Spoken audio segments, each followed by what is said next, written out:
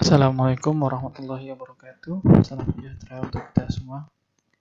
Baik, kali ini kita akan membahas tentang penyakit akibat pajanan pelarut organik. Ya, ini termasuk dalam penyakit akibat kerja golongan pajanan kimia, ya. Nah, jadi sebenarnya hampir semua orang itu berpajan dengan pelarut organik. Nah, karena derajat pajanan yang atau dosis yang sangat bervariasi, maka efek toksik juga sangat bervariasi, ya. Nah, kemudian toksisitas dari pelarut organik tergantung pada sifat kimiawi dari senyawa tersebut. Nah, ya sebenarnya kita ini hampir tiap hari ya, mungkin ya, akan terpajan pelarut organik, ya. Contohnya apa ya? Seperti bensin, ya, alkohol, ya, ataupun yang lainnya ya, yang pelarut organik lainnya, apalagi yang jika bekerja dan berkontak langsung dengan pelarut organik, ya. Nah, jadi apa itu pelarut organik? Pelarut ya, jadi suatu substansi yang biasanya cair ya. Nah, pada suhu ruangan yang melarutkan substansi lain sehingga menjadi suatu larutan yang homogen. Jadi pelarut itu ya, nah dia suatu substansi yang biasanya sih cair ya, namanya pelarut biasanya cair. Nah, ini melarutkan substansi lain, jadi dia fungsinya ini bisa untuk melarutkan substansi lain ya. Contoh misalkan air dengan gula ya, jadi air digunakan untuk melarutkan gula. Nah, seperti itu. Pelarutnya adalah air. Nah, gula itu adalah substansinya. Nah, seperti itu. Kalau di dalam kimia ini ya biasa pelarut itu biasanya kita gunakan adalah alkohol, ether, ya, benzen ataupun formalin ataupun yang lainnya ya, yang bersifat larut ya. Nah, kadang juga ada yang berbasis air ya, ada yang berbasis air, aquades ya, ataupun berbasis organik ya, organik hidrokarbon. Nah, ini kalau pernah belajar kimia nih tahu ya, yang senyawa-senyawa organik ya, yang ada rantai karbonnya, hidrokarbonnya. Nah, ini yang biasanya terbanyak dalam industri ya.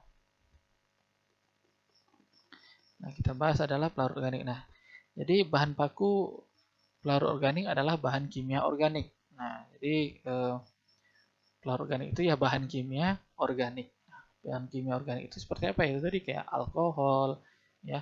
Kemudian ada metanol. Metanol itu metanol ya. Ya, seperti itu. Etanol itu alkohol. Nah, seperti itu ya. Atau ada lagi formalin ya. Ada banyak lagi yang lainnya, ether, ester ya, benzen. Nah, itu. Ya, itu adalah merupakan pelarut organik. Nah, pelarut digunakan pada perekat, pelapis, elektronik ya. Nah, kalau perekat ini di lem ya. Lem itu biar kita bisa sebelum dia mengeras ya, supaya dia tidak cepat mengeras atau supaya dia belum mengeras sebelum dipasang. Nah, itu kita kasih pelarut ya. Makanya dia ada encernya ya. Nah, kemudian pelapis ya. Ini pada cat ya.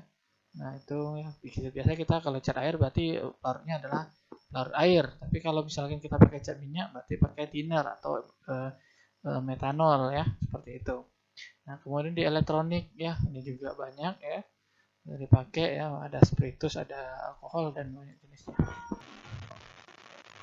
Ya. Kemudian ada tinta, pestisida ya, farmasi, reproduksi, fotografi, industri tekstil, juga digunakan pada dry cleaner, pencucian, ya, pembersih logam, pengeringan minyak dan sebagai adiktif bahan bakar. Ya, itu. Nah, kemudian jumlah pelarut organik ada banyak ya, banyak sekali, lebih dari 30.000 macam. Nah, pelarut organik merupakan suatu kelompok besar senyawa-senyawa dengan struktur kimia bermacam-macam. Ya. Nah, ini yang saya sering sebutkan, ada alkohol, ya, ada metanol, etanol, propanol, segala macam lah. Ya. Keton, ether, glikol, aldehid. Nah, ini salah satunya adalah formalin, warna formaldehid. Kemudian hidrokarbon alifatik, ya, ada dan aromatik baik yang jenuh dan tidak jenuh, hidrokarbon terhalogenasi, karbon disulfida dan lain-lain. Nah, ini di kimia organik ada nih dipelajari atau di mata kuliah kimia ya. Nah, kemudian kesamaannya adalah kemampuannya untuk melarutkan dan mendispersikan lemak, minyak, lilin, cat, pigmen, karet, dan lain-lain. Jadi memang ini pelarut organik dia fungsinya ya sebenarnya untuk melarutkan jenis-jenis lemak ya, lemak, minyak, lilin, nah itu ada turunannya lah tuh, cat, pigmen, ya, karet, nah itu ya. Jadi dia untuk melarutkan itu ya. Selain air ya, kalau air kan dia untuk yang air saja itu ya, jenis cairan air yang bisa dilarutkan oleh air gitu. Nah, kalau organik ini memang pelarut organik ini khusus untuk yang lemak atau jenis-jenis lemak gitu ya. Nah, prinsip umum dari pelarut organik ini pajanan pelarut organik dipengaruhi oleh konsentrasi zatnya di udara. Jadi ini kita lihat kenapa pengaruh pajanan pelarut organik ini dipengaruhi oleh pertama konsentrasi zat di udara.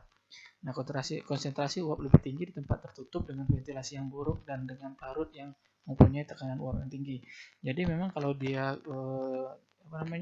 semakin banyak di udara, ini maka akan semakin berisiko ya.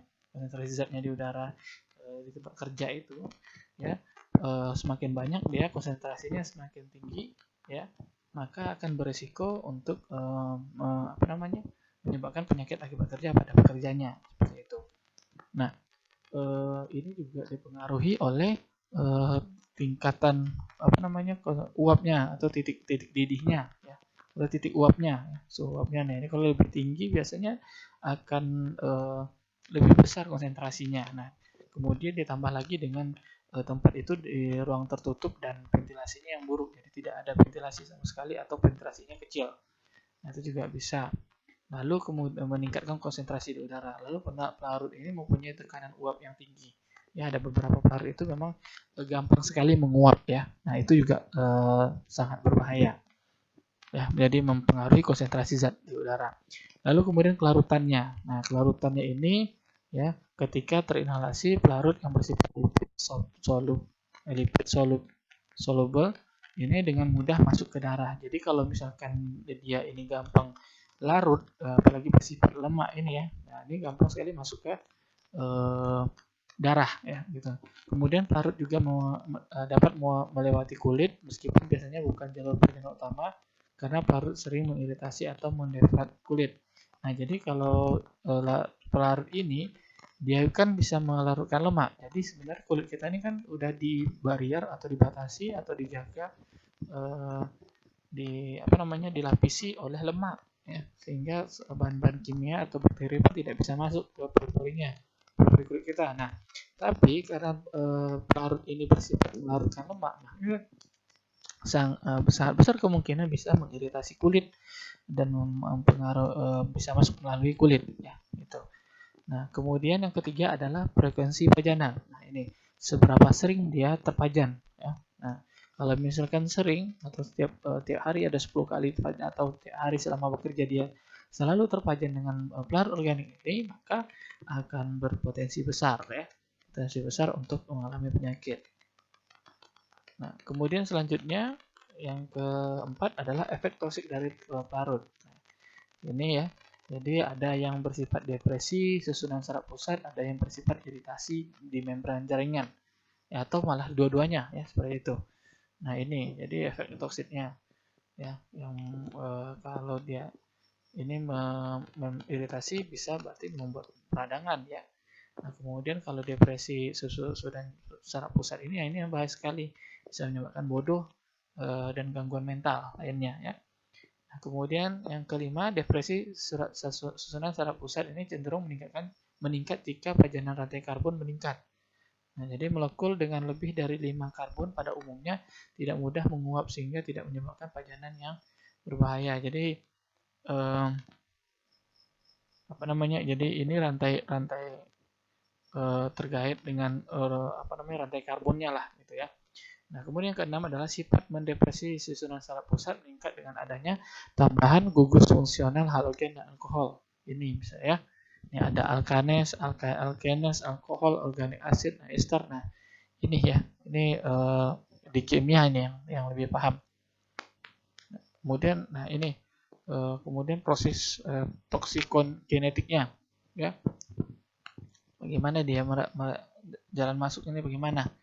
Nah ini ya kalau proses mentoksifikasinya atau proses keracunannya ya atau merusak tubuh kita, ini jalan masuknya ya paling sering itu adalah paling utama itu adalah inhalasi, yaitu melalui saluran pernapasan. Nah, lalu kemudian laju penyerapan melalui dinding alveoli paru jauh lebih tinggi daripada melalui dinding saluran pencernaan. Jadi memang makanya ini dibilang jalur masuk utamanya adalah inhalasi karena memang dia lebih rata-rata larut organik ini gampang masuk gitu ya, gampang menyerap di saluran pernapasan dibandingkan saluran pencernaan. Berarti lebih berbahaya kehirup dibandingkan ketelan, ya, seperti itu. Nah, laju penyerapan bisa mencapai 5% untuk beberapa pelarut organik seperti toluen. Ini, ya. Tergantung jenis dari larutannya lagi.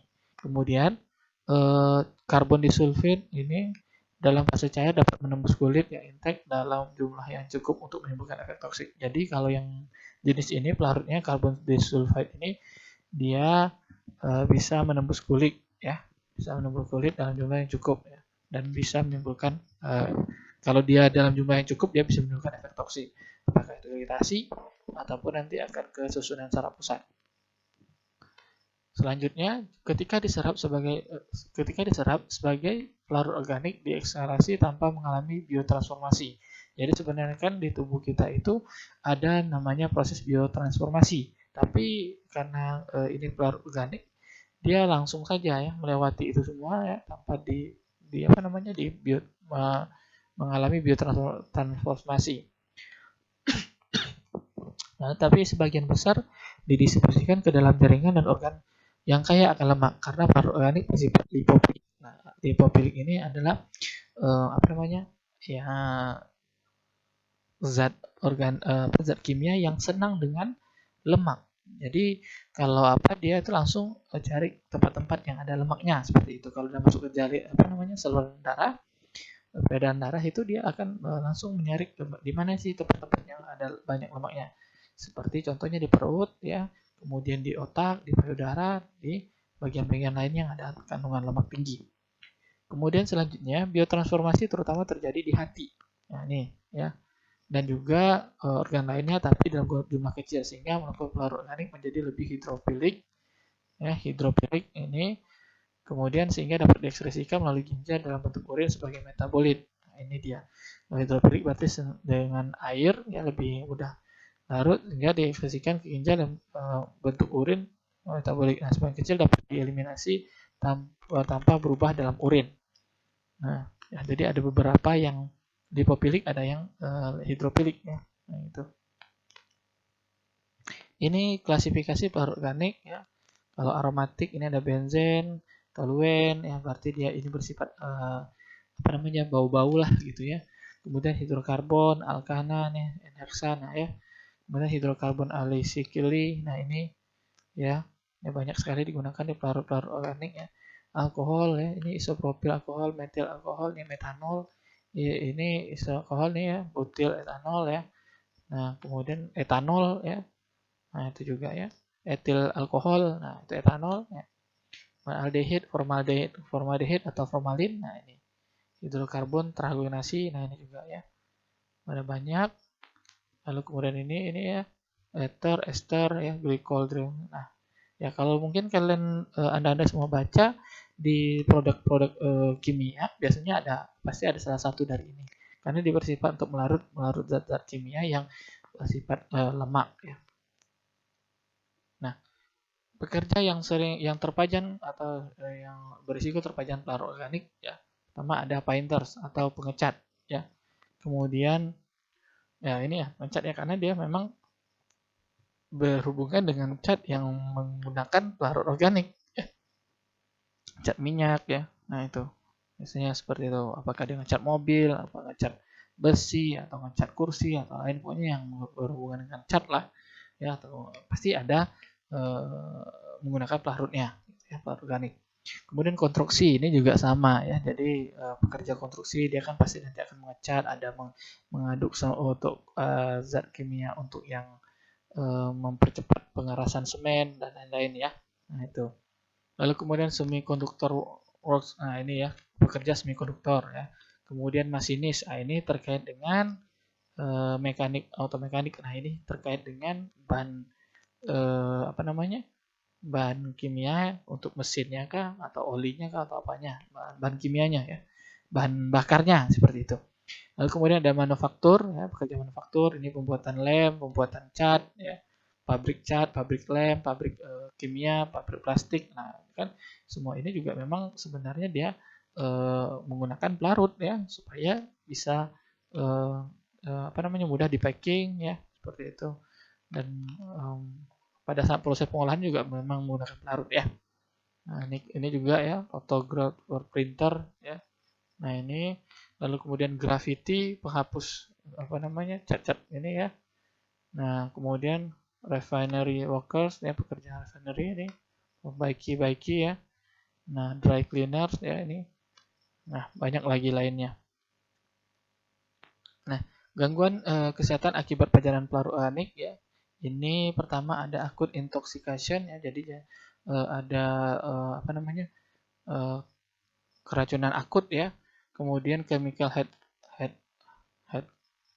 ini ya terkait dengan sakit kepala yang disebabkan oleh bahan kimia. Lalu kemudian hepatitis akibat kimia ini ya. Ketiga, lalu kemudian kronik toksik ya ini enselopati ya, ini keracunan ini ya yang kronik ya. Kemudian ada efek hematologi. Ini bisa terjadi misalkan anemia kah ya. Banyak nih ya anemia kekurangan darah akibat sel darahnya yang pecah atau hancur ya, lisis ya.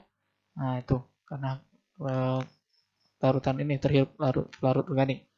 Kemudian renal effect, ini reproduksi ya. Ini gangguan reproduksi. Nah, nih ya. Dan toksi peripher neuropati. Nah, ya. Nah, tahapan dari intoksikasi akut pelarut organik ini ya. Ini dia ada narkosis ya. Nah, kemudian ada anestesia, hilang rasa apa namanya? Rasa sakit, central nervous system depression, respiratory arrest. Nah, ini gangguan apa? Pernapasan, kardiak, ini gangguan jantung ya, denyut jantungnya meningkat atau bagaimana ya. Kemudian ada berhalusinasi, nervous, segala macam ya. Banyak nih. Nah, jadi memang karena dia berhubungan dengan sistem saraf pusat, nah akan terjadi seperti ini ya. Bagaimana kita untuk mendiagnosisnya? Ada 7 langkah ya, seperti yang sudah kita pelajari sebelumnya. Jadi ini diagnosis klinis yang perlu dicurigai ya, ada chemical hepatitis. Nah, ini beberapa yang harus pencetus kecurigaan bahwa mungkin diakibatkan oleh pelarut organik. Nah, jika terjadi chemical hepatitis, nah ini gangguan hatinya, neuropati perifer, ya. Kemudian nyeri kepala menahun, kok sakit kepala, ya terus dia gitu ya. Nah, itu juga bisa dikatakan sering sakit kepala. Itu bisa dikatakan juga dia karena disebabkan oleh pelarut organik ya, bisa maksudnya bisa dicurigai lah gitu.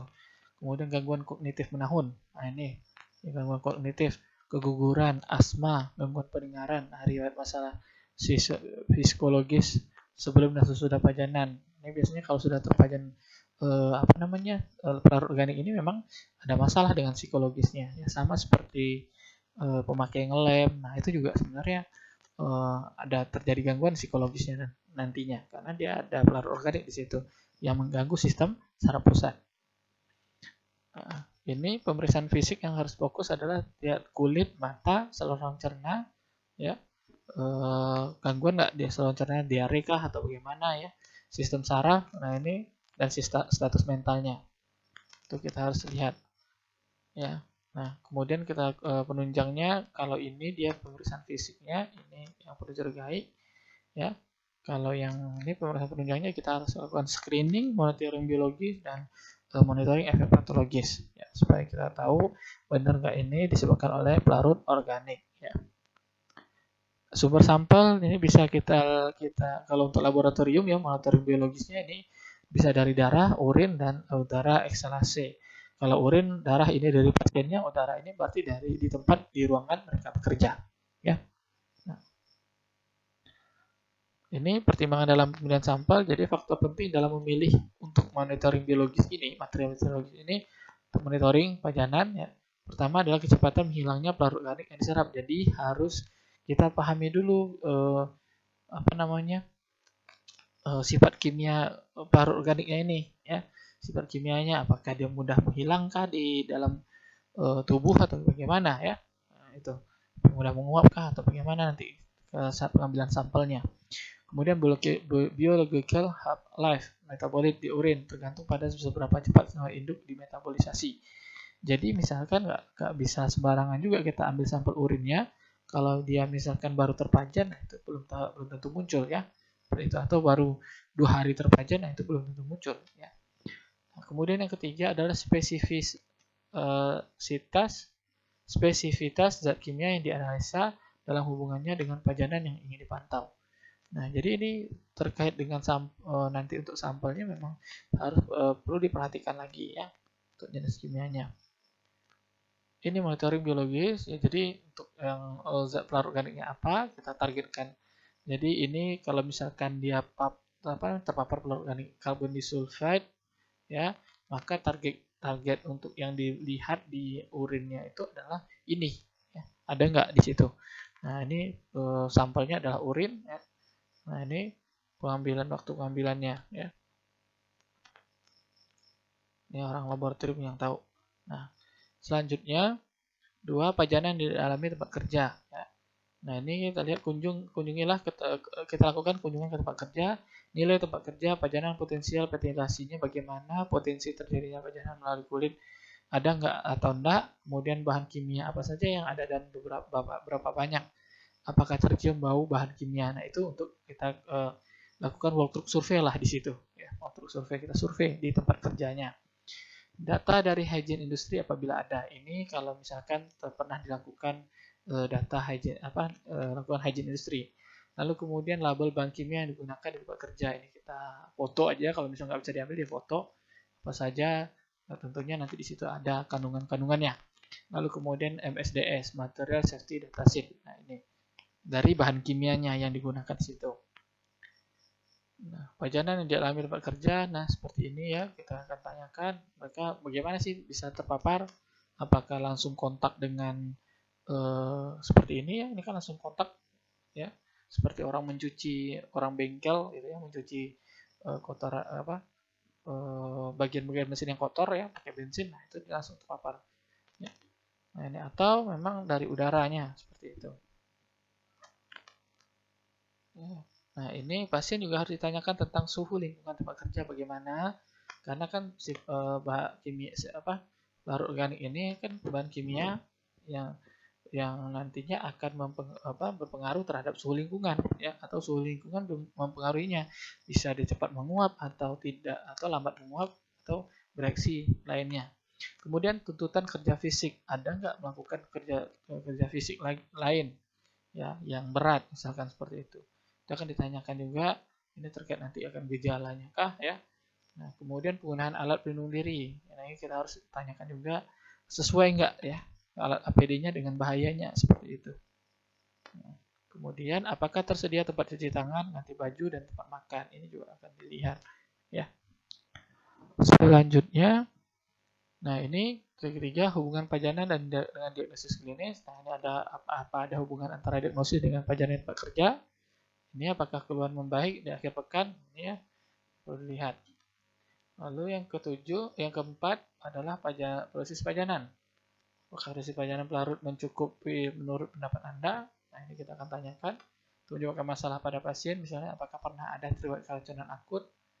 Nah, ya, ini dokter akan tanyakan. Ya. Kemudian apakah pasien memakai APD ketika bekerja? Jenis APD-nya apa saja? Ya, sudah berapa tahun pasien bekerja di tempat itu? Karena kan kita melihat dosisnya. Berapa jam per hari pasien terpajan? Lalu apakah pasien secara khusus lebih sensitif rentan terhadap efek dari pelarut? Ya. Nah, ini tingkat keparahan dari pengguna pelarut organik tergantung pada faktor bagaimana cara pelarut organik tersebut digunakan. Jadi bagaimana digunakannya? Apakah dia sebagai alat sampingan, ya, atau misalkan secara kontak langsung dipegang langsung, dipegang langsung ya, zat pelarut organik, atau kita pakai APD dulu gitu ya. Nah, tuh. Kemudian ini digunakan atau terpaparnya bagaimana. Kemudian jenis pakaiannya, jenis pekerjaan, dan bagaimana cara pekerja terpapar ini juga dilihat. Apakah dia memang benar-benar langsung terhirup atau tersiram atau bagaimana? Kontak langsung.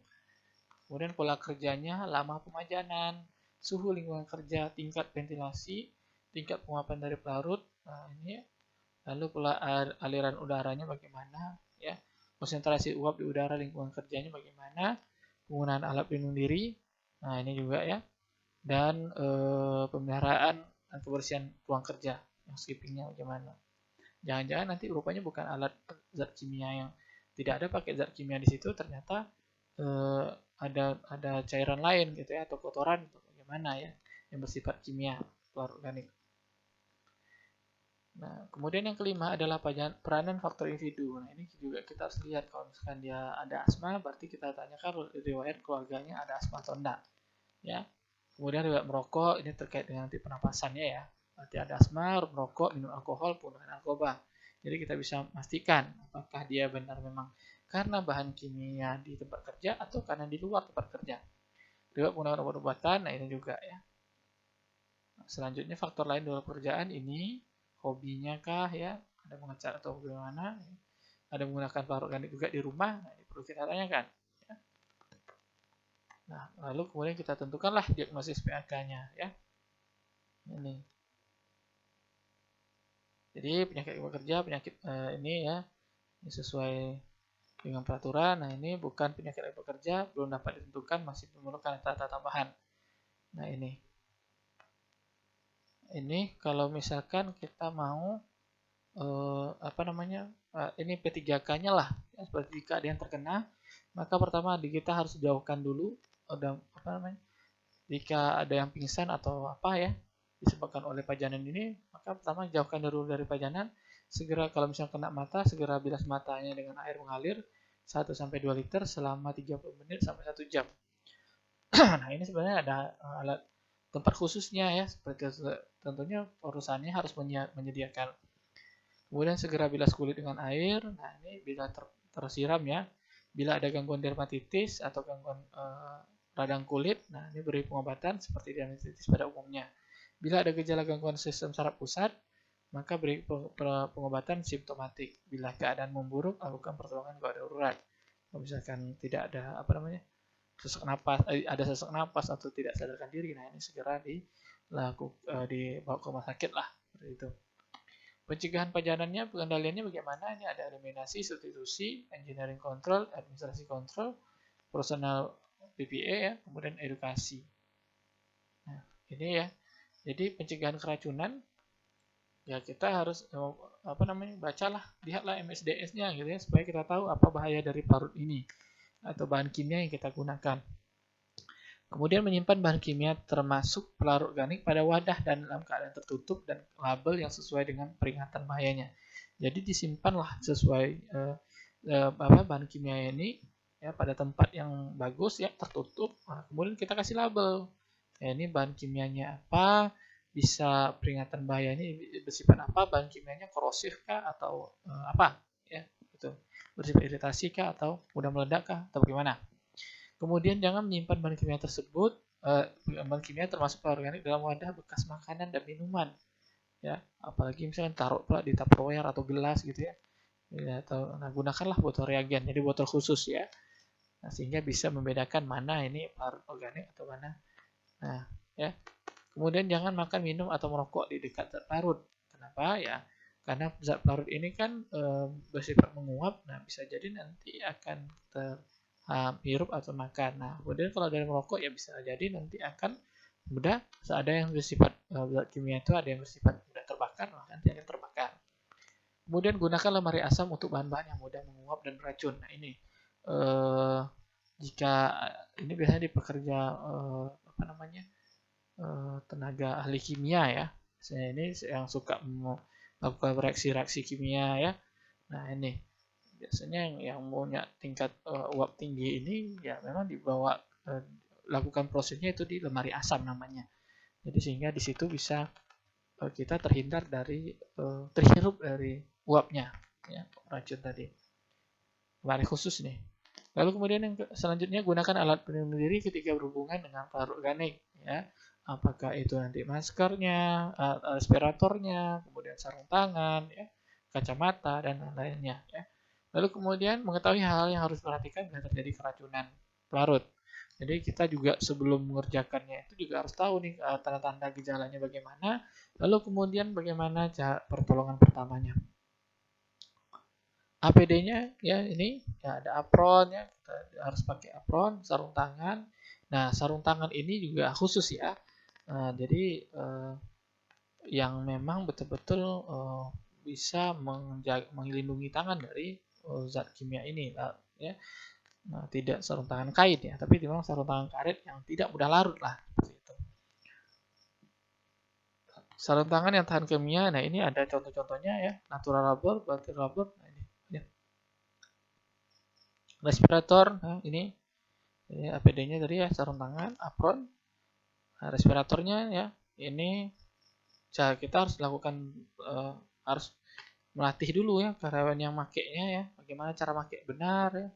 Kemudian bagaimana perawatannya ya, ini kita harus juga lihat pas penggunaannya harus pas ya, jangan sampai nanti ada longgar atau bagaimana kan, karena percuma saja dipakai ya kalau misalkan ada longgar, ada yang terbuka gitu ya, karena kan terhirup juga nantinya. Medical clearance-nya juga harus dilihat ya, kita harus lihat juga pekerjanya bisa nggak pakai atau enggak, jangan nanti dia rupanya memang dia sudah ada asma dipakai juga lagi respirator malah bengek dia nantinya. Kemudian lakukanlah penggantian filternya ya. Ini harus ada jadwalnya ya. Nah, dan tergantung dari paparan tipe paparannya ya gimana. Selanjutnya ini untuk jika terjadi ingin balik sudah sakit kemudian ingin balik bekerja lagi. Untuk kasus dermatitis perlu dipertimbangkan apakah ada alergi pada pekerja. Bila ada, sebaiknya hindari kontak dengan pajanan. Jadi kalau misalkan karena kasus dermatitis karena pelarut organik lalu kemudian terjadi dermatitis radang kulit ya, ini coba dipertimbangkan apakah ada alergi pada pekerja. Bila ada, sebaiknya kita hindarilah. Akhirnya siapa tahu ini memang sensitif sekali pekerja ini terhadap zat tersebut atau larutan tersebut. Nah, kita berarti harus dihindari. Lalu kemudian ada pekerja yang sudah ada kelainan. Untuk pekerja yang sudah ada kelainan sistem saraf pusat, maka perlu dievaluasi antara kemampuan fisik dan psikis atau psikis dengan beban kerja, tugas dan harus dilakukan. Jadi kalau sudah ini ada kelainan sistem saraf pusat, ini jangan dikasih kerja beban yang berat-berat ya terkait dengan kemampuan fisiknya, karena kan sudah terganggu nih motoriknya dan psikisnya gitu ya, mentalnya nanti akan terganggu. Kemudian yang ketiga, prinsipnya bila tak ada kelainan kembali bekerja pada tempat semula. Tapi kalau ada kelainan berarti tidak boleh ya, tidak boleh kembali tempat kerja semula, berarti carikanlah tempat yang lain ya gitu. Nah mungkin itu tadi pembahasan kita terkait dengan penyakit akibat pelarut organik ya. Jadi memang banyak sekali ya yang kita bahas terkait dengan pelarut organik ini, memang sangat berbahaya. Nah, semoga bermanfaat dan bisa Anda semua mengaplikasikannya di tempat kerja dan di lingkungan Anda semua nantinya. Terima kasih atas perhatian dan kesempatannya. Jangan lupa subscribe video saya ini. Mohon maaf bila ada kekurangan. Assalamualaikum warahmatullahi wabarakatuh.